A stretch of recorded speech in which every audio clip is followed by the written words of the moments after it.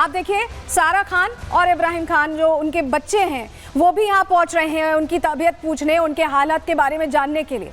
तो ये अभी की स्थिति है। लीलावती अस्पताल में अंडर ऑब्जर्वेशन ही है सैफ अली खान, क्योंकि 2 मेजर सर्जरीज हुई हैं। ऐसे में मॉनिटरिंग में रखा गया है उन्हें और परिवार के लोग पहुंच रहे हैं।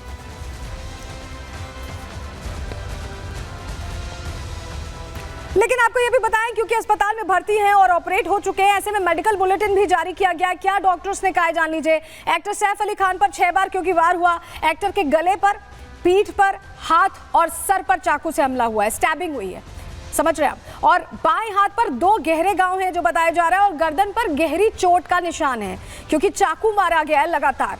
सैफ की रीढ़ की हड्डी में बताया जा रहा है कि चाकू का टुकड़ा फंस गया था। कितना ज्यादा क्रूशियल था आप समझिए कि रीढ़ की हड्डी में चाकू का टुकड़ा फंसा था और इसी वजह से सर्जरी करनी पड़ी। चाकू का टुकड़ा फटने से जो रीढ़ की हड्डी का फ्लूइड है वो लीक हो गया था और बहुत क्रूशियल कंडीशन हो गई थी। ऐसे में डॉक्टर ने सर्जरी कर करीब बताया जा रहा है कि 2.5 इंच का चाकू का टुकड़ा निकाला है। सोचिए कोई चोर 2.5 इंच का इस तरह से चाकू किसी को मारे और टुकड़ा पूरा छोड़ दे, कितना बड़ा चाकू उसके पास होगा अपने आप में, क्योंकि 2.5 इंच का टुकड़ा तो फंसा हुआ था लेकिन बाकी जो चाकू है वो हमलावर के पास ही है। तो कितना बड़ा चाकू था, कितनी बड़ी तैयारी से आया था, ये कई प्रश्न हैं। जब जानकारियां आती हैं तो प्रश्न अपने आप में खड़े हो रहे हैं। और कई घंटों तक देखिए डॉक्टर्स ने सैफ की जो मेजर सर्जरी की, इसके अलावा प्लास्टिक सर्जरी भी की है क्योंकि काफ़ी नुकसान पहुंचा है और ऐसे में डॉक्टर्स ने ये सर्जरी अब कर दी है और उन्हें ऑब्जर्वेशन रूम में रखा है। डॉक्टर क्या कह रहे हैं लीलावती अस्पताल के, उनको भी सुनिए। मिस्टर सैफ अली खान का ऑपरेशन अच्छे से हो गया है। उनका न्यूरो सर्जरी और प्लास्टिक सर्जरी दोनों कंप्लीट हुआ है और उनको ऑपरेशन थिएटर से हमने आईसीयू में शिफ्ट किया है फॉर 1 डे ऑब्जर्वेशन। 2 एकदम गहरी चोटें हैं, 2 इंटरमीडिएट है और 2 एब्रेशन जैसा खरोच से कैसे आ जाता है तो चाकू का नोक से ऐसा खरोच से आ गया है। इतना बड़ा 2.5 इंच का चाकू का पीस अंदर स्पाइन से हमने निकाला है। He is completely stable now. He is recovering well and out of danger. तो आपने सुना डॉक्टर्स कह रहे हैं कि he is recovering well and out of danger, यानी अब डेंजर से तो बाहर हैं, खतरा नहीं है, लेकिन अब रिकवरी हो रही है, उसमें थोड़ा टाइम लग सकता है और उनको इसीलिए मॉनिटरिंग के लिए रखा गया है। लेकिन ये जो घटनाक्रम हुआ इसकी जांच के लिए दया नायक तो पहुंचे ही, हमने आपको बताया एनकाउंटर स्पेशलिस्ट दया नायक संभाल रहे हैं पूरी जांच को, लेकिन कई टीमों का गठन किया गया है क्योंकि वो जो अज्ञात हमलावर है वो फरार है। चलिए जानकारी आपको दे देते हैं कि जांच कैसे हो रही है। दरअसल मुंबई पुलिस की 10 टीमें इस पूरे केस को डिकोड करने के लिए लगी हुई हैं। क्राइम ब्रांच की 8 टीमें हैं जो लगातार पहुंच रही हैं मौके पर, एक एक सबूत खंगाल रही हैं। वहीं सीसीटीवी फुटेज को भी क्लोजली मॉनिटर किया जा रहा है कि उससे कोई सुराग मिले कि आखिर ये शख्स जो अज्ञात हमलावर है, जिस पर बहुत बड़ा क्वेश्चन मार्क है कि वो कौन है, उसकी पहचान सामने आ पाए। फॉरेंसिक टीम भी यहाँ जांच कर रही है, हमने आपको तस्वीर भी दिखाई थी। इन्वेस्टिगेटिव टीम पहुंची है और फिंगरप्रिंट्स और तमाम जो माइन्यूट डिटेल्स हो सकती हैं उस पर नजर है। डॉग स्क्वाड भी पहुंचा और एक एक चीज यहाँ पर पहचान के लिए कोशिश हो रही है क्योंकि पहचान नहीं है कि आखिर वो शख्स कौन है।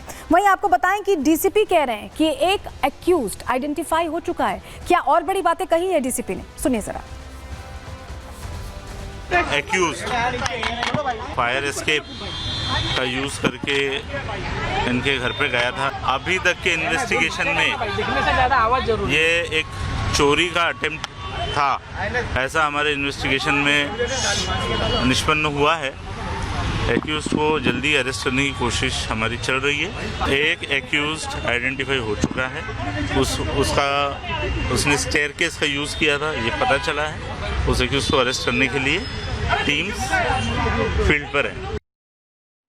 देखिए पुलिस कह रही है कि वो चोर था, वो हमलावर नहीं था, लेकिन कई सवाल हैं। जो घटनाक्रम अगर आप देखें, इतने बड़े स्टार हैं, इतनी बड़ी घटना हो जाती है और उसके बाद अस्पताल पहुंचने में इतना वक्त लग जाता है। अमूमन किसी के साथ भी कोई घटना पेश आती है, आप तुरंत क्या करते हैं, इमरजेंसी नंबर पर कॉल करते हैं या एम्बुलेंस बुलाते हैं या तुरंत रश करते हैं अस्पताल में। लेकिन यहाँ पर एक 90 मिनट का गैप है। ये जो 1.5 घंटे हैं, यही अगर पता चल जाए, इसे अगर डिकोड कर लिया जाए तो सच सामने आ जाएगा। क्यों हम ऐसा कह रहे हैं, जानकारी चलिए जल्दी से आपके सामने रख रहे हैं, आपको बता रहे हैं। दरअसल सैफ अली खान पर जो हमला हुआ वो रात 2 बजे हुआ। रात 2 बजे का ये हमला लीलावती अस्पताल जब ये पहुंचते हैं तो 3:30 बजे, 2 बजे हमला होता है और 3:30 बजे भर्ती कराया जाता है। आप समझ रहे हैं? पहले आप ये देखिए जो डिस्टेंस है लीलावती अस्पताल से, एक बार फिर से ग्राफिक्स चलाएंगे हम, जरा आपको बताते हैं सैफ का घर और वहाँ से कितनी दूरी पर लीलावती अस्पताल है। महज 10 मिनट की दूरी पर। अगर आप गूगल मैप्स पे देखेंगे तो आपको पता चलेगा। लेकिन ये 90 मिनट का सफ़र, क्या घर में ही समय लग गया, क्या रास्ते में समय लगा, हुआ क्या जो 90 मिनट तक यहाँ वेस्ट किए गए? क्योंकि लहूलुहान थे सैफ अली खान।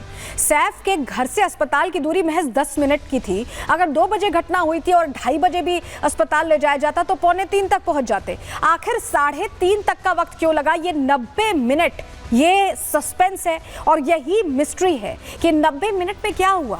इन 90 मिनट में ही पूरा सच छिपा है और इन्हीं 90 मिनट को, एक एक पल को मॉनिटर कर रही है पुलिस। और जानकारी अभी मिल रही है कि ये जो घटना हुई, सैफ अली खान को ऑटो से अस्पताल ले जाया गया। सूत्रों के हवाले से ये जानकारी मिली। तो ऐसे में कई सवाल हैं कि आखिर ऑटो से क्यों ले जाया गया, 90 मिनट तक क्या होता रहा। पुलिस इसी को डिकोड करने की कोशिश कर रही है। लेकिन एक और तस्वीर देखिए जो हम आपको कह रहे हैं, ये करीना कपूर आपको दिखाई दे रही हैं और ये बताया जा रहा है ठीक उसी समय की तस्वीर है जब ये घटना हुई। आप तस्वीर में देखिए, आपको करीना के बगल में एक ऑटो भी खड़ा दिखाई दे रहा होगा। हालांकि अभी ये पुष्टि नहीं है कि वही ऑटो है, लेकिन शक जाहिर किया जा रहा है कि शायद इसी ऑटो से ले जाया गया। तस्वीर आपको ये दिखा रहे हैं, आपको बगल में जस्ट करीना के ऑटो दिख रहा है। और ऐसे में कई सवाल हैं जो इन 90 मिनट को लेकर खड़े हो रहे हैं और इसी 90 मिनट को डिकोड करना इसीलिए जरूरी लग रहा है क्योंकि सच तभी सामने आए।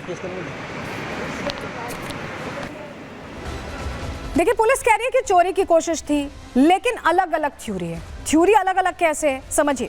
पुलिस का जो बयान है, उनका कहना है कि नौकरानी से अनजान शख्स की बहस हो रही थी, लेकिन सैफ की टीम ने, सैफ की जो PR टीम है, उसने भी कहा कि सैफ के घर में चोरी की कोशिश हुई।